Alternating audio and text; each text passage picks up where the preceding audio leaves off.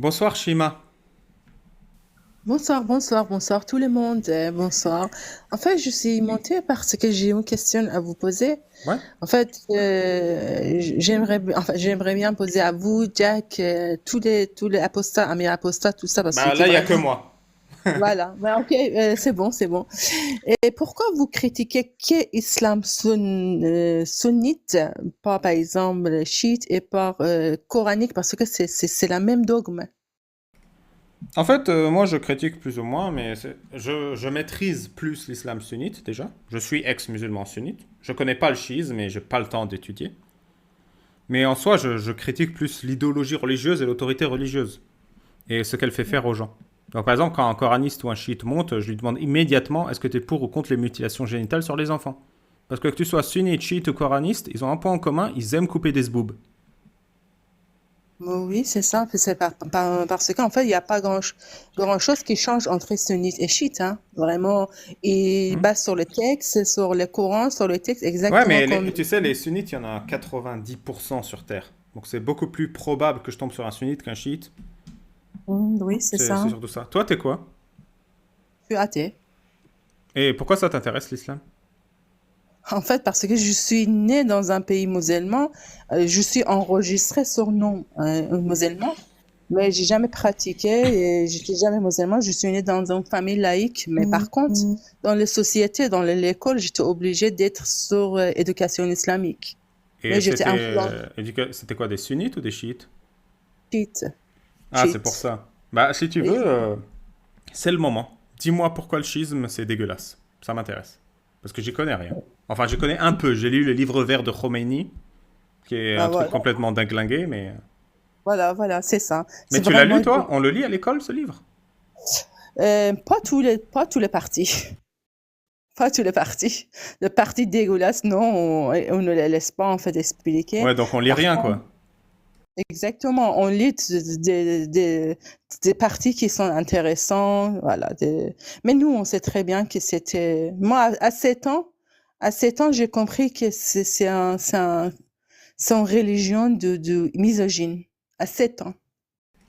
Mais tu Donc, savais même pas ce que ça voulait dire misogyne à 7 ans, mais t'avais compris que ça séparait les hommes et les femmes?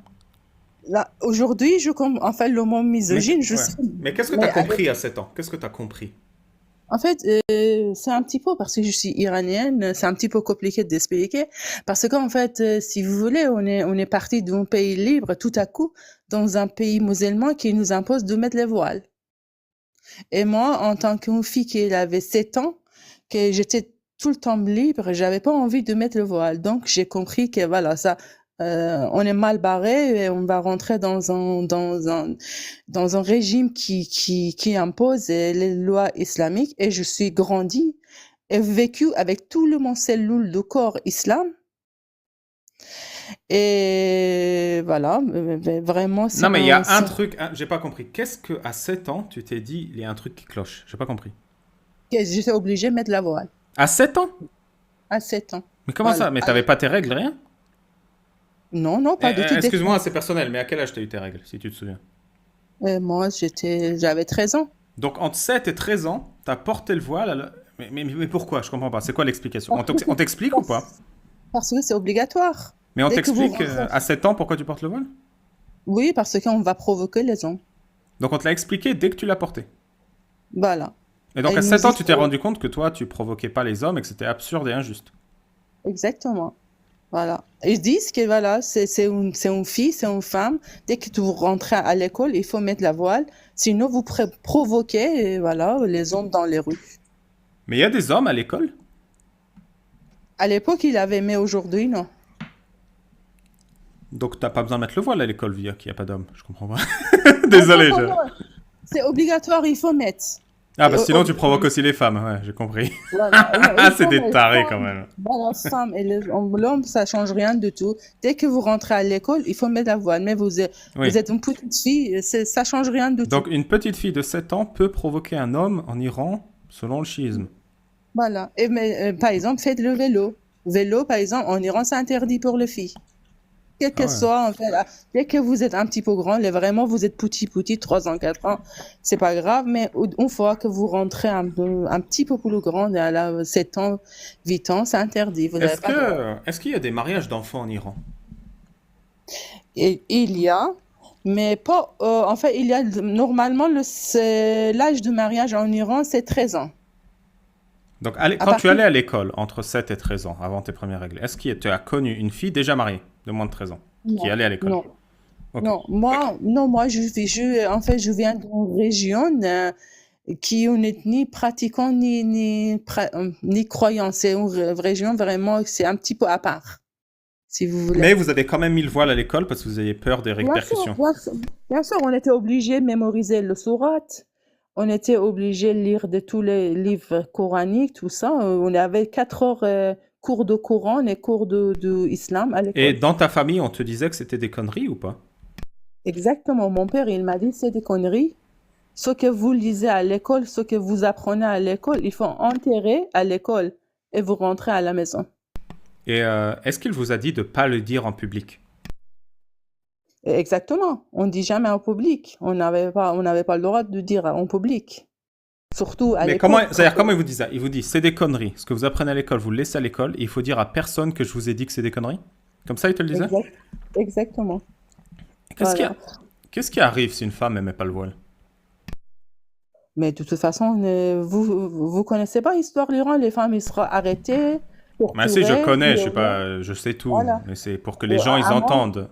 Qu'est-ce qui il y a arrive à des une femme qui met pas le voile en Iran? voilà, sera tabassée dans les rues par les polices morales. Ça sera arrêté, me torturé, parfois violé, parfois tué. Parfois on Voilà. tue. Oui, mais c'est comme dernière fois qui est passée, Massa Amini, c'est une fille qui il avait pas, il a mal mis son hijab. Du coup, il était tabassé, elle est morte. Ça veut dire quoi, Malmi? Ça veut dire que le mèche de chez vous, il était sorti. Donc une mèche de cheveux dépassée, elle a été tabassée et Oui, elle en est morte d'hémorragie. Tabassée par qui? Par la exactement, police morale? par la police morale. Elle fait quoi cette police morale? C'est quoi son travail? C'est ça. En fait, il est dans les rues, il embête les femmes. Mettez votre voile, c'est mal mis. Pourquoi vous portez comme ça? Pourquoi votre pantalon, il est serré? Voilà, c'est comme ça. Il nous donne. Comment on peut rejoindre la police morale? Faut faire quelles études? Là, c'est pas la peine de faire les études.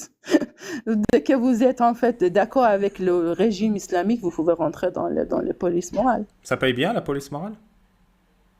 Mais bon, j'imagine que oui. Et c'est trop compliqué en fait, c'est très très compliqué. C'est pour ça, Et c'est des gens qui tabassent les femmes dans la rue parce qu'ils sont bien payés ou parce qu'ils sont convaincus qu'il faut le faire? non, souvent, en fait, il y a 2 sortes. Il y a des polices qui sont obligés parce qu'ils sont payés. En fait, il y a une partie de particuliers qui sont payés, vraiment, ils sont payés par. C'est un petit peu compliqué en Iran. Il n'y a pas qu'une force, il y a des polices morales, il y a des bassidji, il y a les gardiens de la révolution, en fait. C'est très compliqué. Donc il y a Il y a- plusieurs polices, milices qui peuvent fracasser une femme dans la rue s'ils n'aiment pas à quoi elle ressemble. Exactement. Est-ce que la police morale s'attaque aux hommes? Et oui, mais pas autant que les femmes. Par exemple, un homme, il n'a pas en fait droit de porter des pantalons très serrés. Hmm. Ou par exemple, si vous rentrez dans l'endroit comme université, tout ça, il faut pas porter manches courts.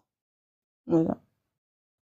L'homme et femme aussi, mais les femmes ont plus vraiment, beaucoup, beaucoup plus que les hommes.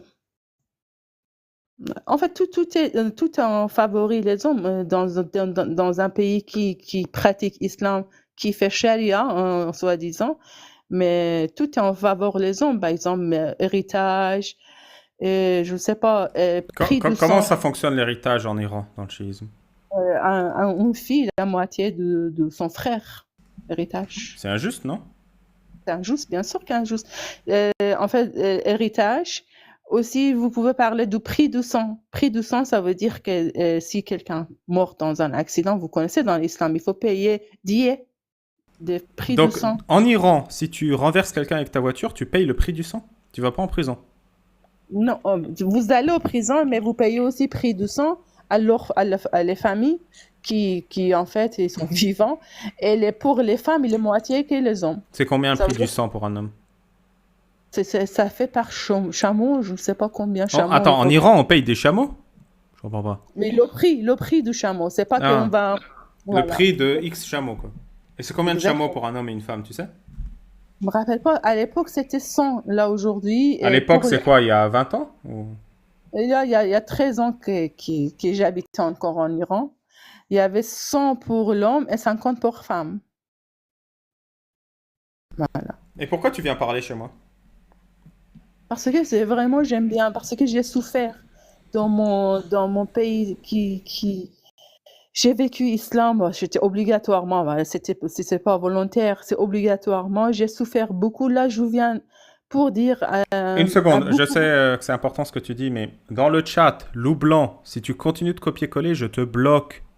Ça suffit. Arrêtez de spammer. Je suis sérieux, je vais vous bloquer direct parce que vous faites sauter le live. Excuse-moi, Shima, répète. La question c'était pourquoi tu viens parler chez moi? Voilà, parce que en fait, juste je voulais dire à quel point cette religion il est catastrophique, il est dangereux.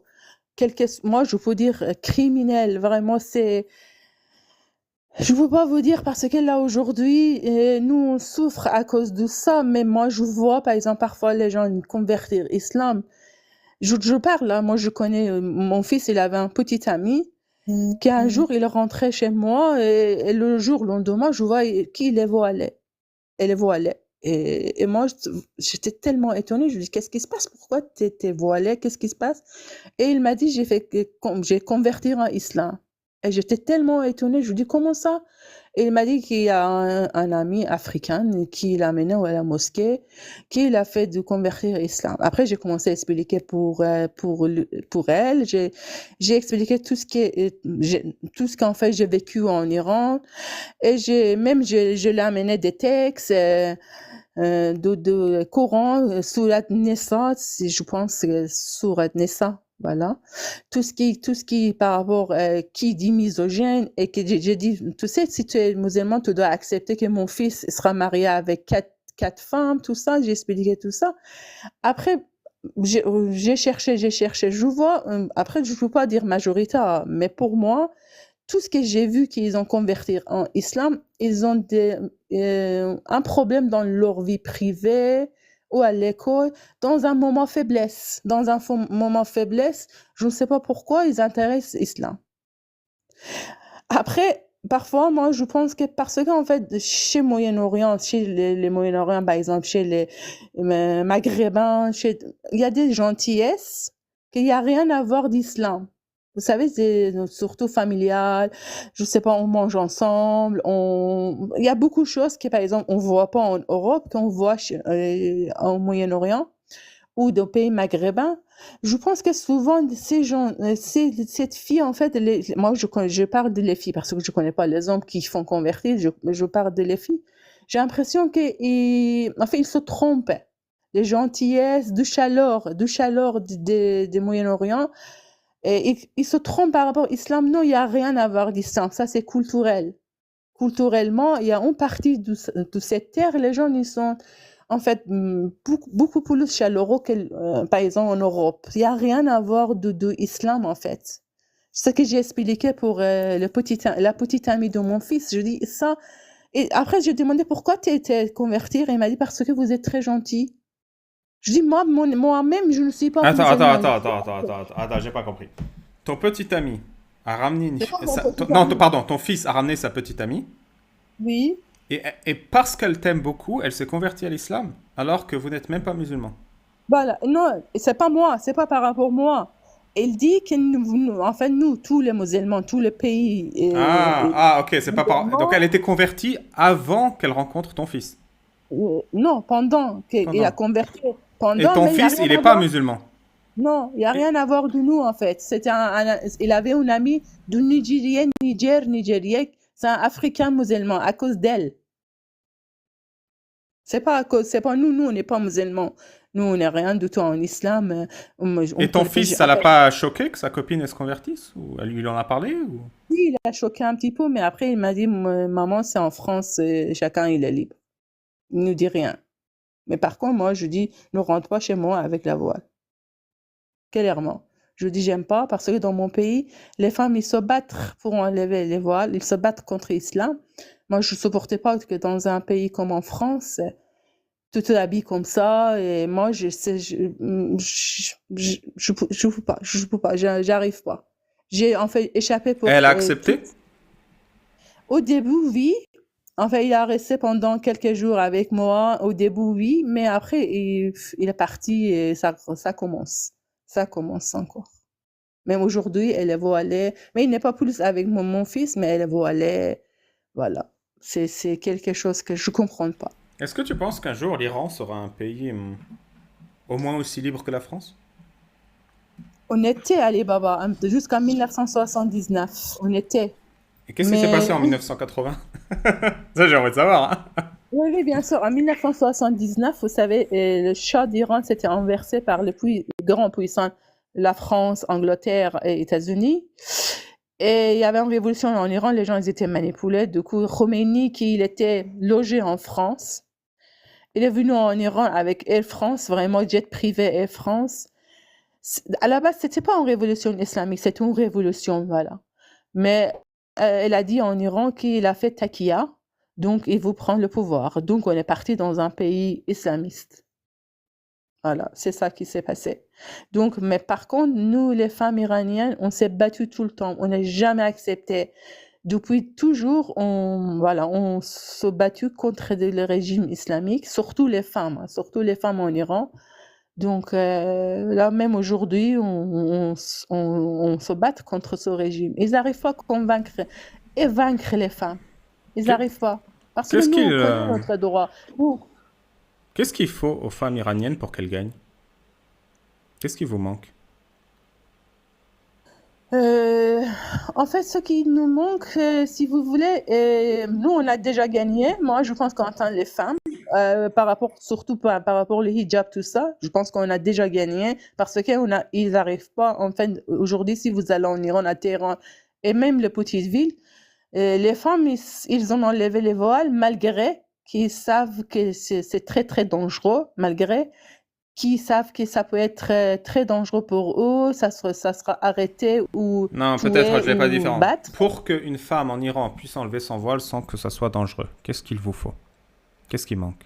Il faut une révolution, il faut renverser le régime de Mollah. Donc tant Il que faut le régime renverser. des mollahs est en place, une femme ne pourra jamais enlever son foulard en Iran sans être inquiétée. Exactement. Exactement. Voilà, c'est ça le problème. Donc ces gens ont décidé que la liberté des femmes en Iran était leur ennemi, c'est ça? Exactement. Et là, en fait, si vous voulez, tout ce qu'ils font en Iran, vraiment, ils font à Z, tout ce qui existe dans le Coran et dans le texte. Et il dit dans le Coran, le hijab est obligatoire. Donc, une femme musulmane, il doit mettre obligatoirement hijab. Il ne doit pas chanter. Par exemple, en Iran, une femme, elle ne peut pas chanter. Elle ne peut pas chanter. Elle ne peut pas jouer la musique devant du public. Un homme en Iran, il peut chanter et jouer de la musique? Oui. Ah non, mais Et pourquoi une femme en Iran, elle peut pas chanter et jouer de la musique? C'est quoi la justification? c'est ça, il dit qu'en islam, c'est haram. En fait, dans l'islam, c'est haram. Il ne faut pas qu'il y ait la voix d'une femme, on entend en train de chanter. Donc la Voilà, voix d'une femme est un crime en Iran. exactement. Voilà, vous n'avez pas le droit de chanter. Et c'est un crime parce que l'islam chiite le dit. Exactement. Et ils disent que voilà, dans l'islam, c'est interdit. Donc l'islam chiite est l'ennemi de la voix des femmes. Il est ennemi de tous les droits de femmes, en fait. C'est pas que ça. Non, je crois que vous avez le droit de ne pas être frappé au visage quand on vous frappe. Ça, vraiment, je ne sais pas, mais il frappe partout, hein. De toute façon, pour eux, ça change rien du C'est tout. vrai, tu peux pas porter plainte si tu te fais frapper par ton mari en Iran? Si, on peut mettre porte-plainte par... oui, oui, ça, on peut faire. Mhm. Mais le problème, il est là qu'on arrive à nulle part. C'est-à-dire, tu vas au commissariat, tu portes plainte et il se passe rien. Il se passe rien. Sauf Yeah. que vraiment, vous étiez tabassé.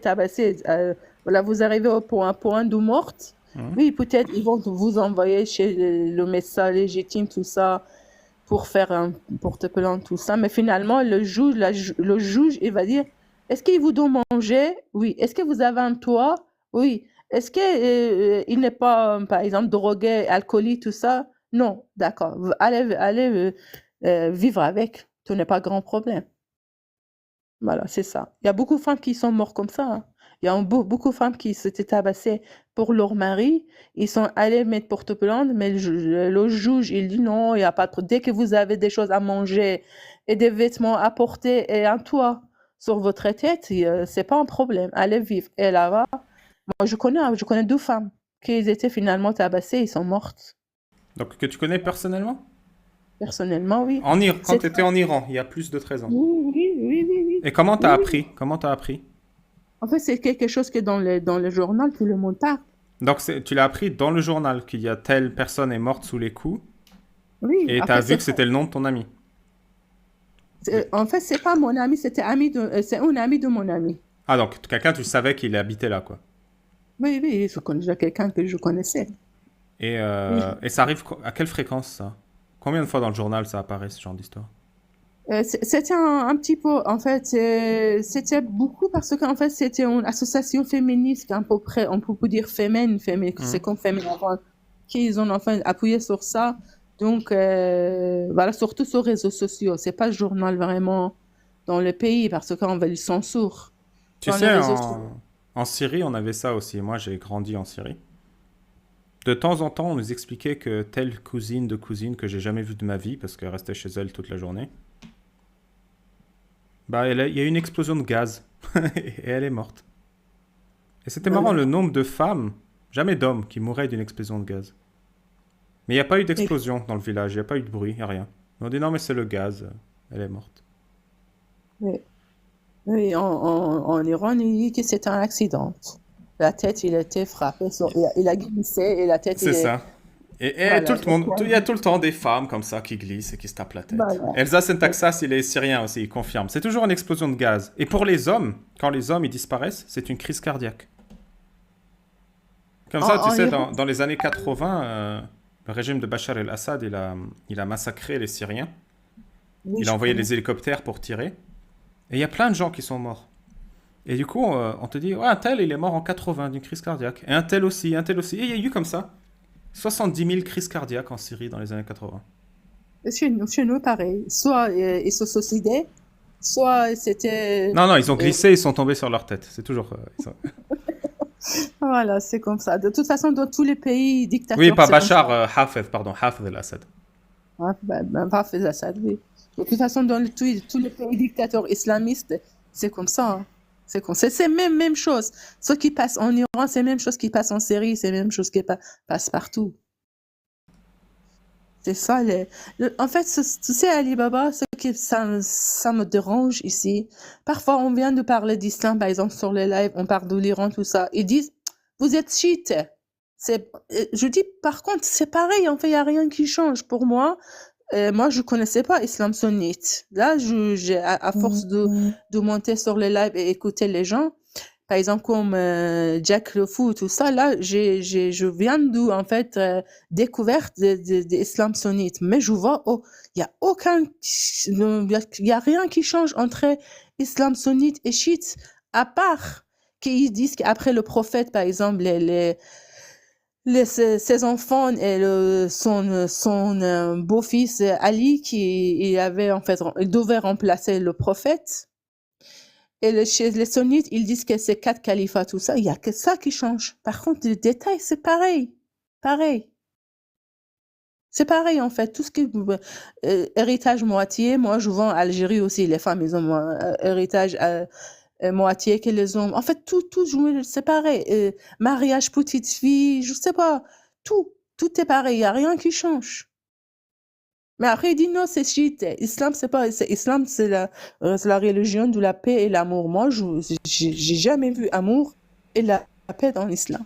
Au moins Si, en si, Iran. si, non, là tu abuses. Mohamed, il aimait les petites filles quand même. Faut pas. Non, non, faut être juste quand même dans ta critique, Shima. Voilà, malheureusement, c'est ça qui m'a dérange. Et il y Et a je la dis paix vraiment, aussi. ça change Il y rien. a, il y a un verset du Coran où des gens ils viennent manger chez Mohammed et le verset il dit quand vous allez manger chez le prophète, mangez et partez, et ne restez pas trop longtemps. Mohammed il aimait avoir la paix. Voilà. T'as la paix, t'as Et Ali l'amour. Baba, vous connaissez certains versets, le verset satanique. Ouais. Et c'était un Surat Al-Najm, si moi je ne me trompe pas. Oui, c'est ça. Et là, voilà. Vous connaissez Salman Rushdie aussi, Salman Rushdie? Oui, oui. Honneur à lui d'ailleurs. Voilà, c'est lui qui en fait, il a écrit ce livre-là. Et là, vous savez, Khomeini, et tout de suite, il a donné un fetva. Vous connaissez fetva? Ça veut dire, c'est un savant qui dit, voilà, les musulmans, il a insulté le prophète, vous pouvez aller le tuer, tout ça. Vous connaissez le fatwa? Je ne sais pas comment vous dites en sunnite ou Oui, pas. oui, une fatwa. Ils ont mis une fatwa. Il faut éliminer Salman Rushdie. Voilà. Depuis combien d'années? Je crois depuis 30 ans, depuis que cet livre-là, il est sorti, Salman Rushdie, il vit en cachette, en fait. Oui, c'est-à-dire que Sauf tant qu'au que fait, l'autorité de ces déglingués en Iran, en Syrie, en Irak, en Arabie Saoudite, tant qu'il existe un homme sur terre qui peut dire un tel fatwa, on le pragmatise, et que des musulmans disent ok, on le fait, tant qu'il y a ça, l'humanité, elle sera toujours coincée en arrière. Ces gars-là, c'est des ouais, ennemis de l'humanité. Vraiment. Un mec qui peut ex- dire si on a critiqué mes idées, il faut l'éliminer, c'est un ennemi. Et il veut pas que l'humanité, elle ait le confort, la dignité, le respect, l'intelligence, le progrès. Ces gens-là, ils veulent pas ça. je vais vous dire dernière chose, après, je vous souhaite bonne soirée, pour vous dire qu'aujourd'hui en Iran, on a des chiffres, des études universitaires. 64% des Iraniens, ils sont devenus non musulmans. À force de vivre dans l'islam comme ça, à force de connaître, là aujourd'hui, nous on connaît l'islam. Personne ne peut dire que nous ne connaissons pas parce qu'on a vécu. De toute façon, dès qu'on est né jusqu'à qu'on est mort, on est sur éducation islamique. Donc en Iran, il y a beaucoup de gens qui sont devenus apostats. Tous les jours. Tous les jours. Bah, écoute, moi, j'ai qu'un seul message que je peux transmettre aux Iraniens et aux Iraniennes, c'est l'avenir est à vous. Ouais. Merci. L'avenir, c'est pour tout le monde, pour tous les. J'espère un jour, on va dégager cette dogme-là. Je pense que tout le monde entier, ils vont respirer. Un Tu jour, sais comment on dit l'islam en disparaît. arabe tu parles arabe ou pas non, iranien. Non, non. Et perse, oui, Moi, persan. je dirais, une fois, j'étais avec mes deux cousins et mon oncle en Syrie. Et il y a un truc qu'on fait souvent, c'est qu'on se fait griller quelques frites. Et c'est super bon, les frites que tu fais toi-même en Syrie quand il fait chaud et tout. Et on mange les frites comme ça dans le bol. Et il reste une frite. Et on se Oui. regarde.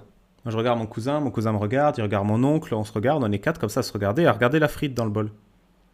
Et là, mon oncle, il fait. Il prend la frite, il la met dans sa bouche, il fait. Rayahetkom. Je vous ai soulagé. Oui. Ben, j'espère que les mollahs, les imams, les ulama, les chers qui pourrissent la vie en Iran, Rayhouna, soulagez-nous. Oui, Débarrassez-nous de ces frites-là. j'espère en tout cas, j'espère. Merci beaucoup. Merci. Merci Merci de Shema, c'était très agréable. Tu reviens quand tu veux. Et Merci t'as raison, beaucoup. l'islam chiite, c'est autant misère que l'islam sunnite. T'as raison. Voilà. Merci beaucoup. Je vous souhaite bonne soirée. Bonne soirée, Ali Baba. Ciao Shema. Soirée.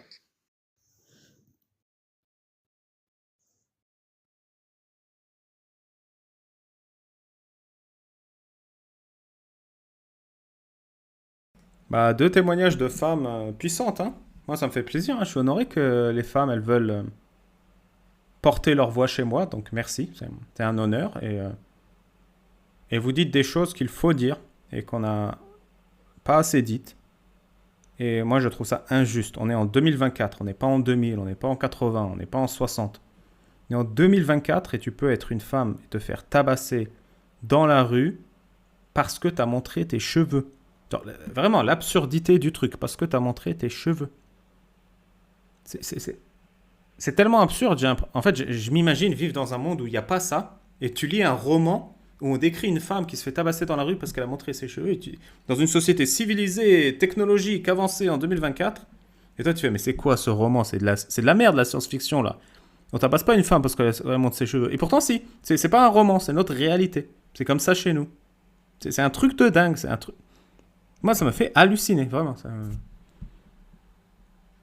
Et des cheveux, les gars, c'est ça, c'est ça, c'est ça. Tu te fais tabasser dans la rue parce que t'as montré ça. C'est un truc de dingue, c'est juste des poils. Enfin, les miens, ils sont sexy, je comprends, il faut que je me voile, mais c'est un truc de. C'est un truc. Tu te fais tabasser, tu te fais emmener en prison et V parce que t'as chanté dans la. T'as chanté ta voix, tu vois. Les vibrations de l'air, elles sortent d'une femme qui a un vagin et ça leur suffit. Tabasser en prison, tu vois. Ça n'a aucun sens, vraiment. Quand tu mets la phrase en entier, elle n'a aucun sens. Il n'y a aucun lien de cause à effet entre cheveux et tabassé. Tu vois, il n'y a pas. Il y a pas. Tu vois, il y a un lien de. Par exemple, bon, c'est une horreur, mais dans l'islam, on coupe la main du voleur. Mais il y a un lien de cause à effet, tu vois. Il a volé avec sa main, on rend justice en coupant la main, tu vois. C'est une barbarie, mais je comprends le lien de cause à effet. Mais elle a montré ses cheveux, on l'a tabassé. Il n'y a pas de lien de cause à effet, il n'y a rien. Il n'y a pas une conséquence, tu vois. C'est absurde, c'est absurde. C'est absurde. C'est débile.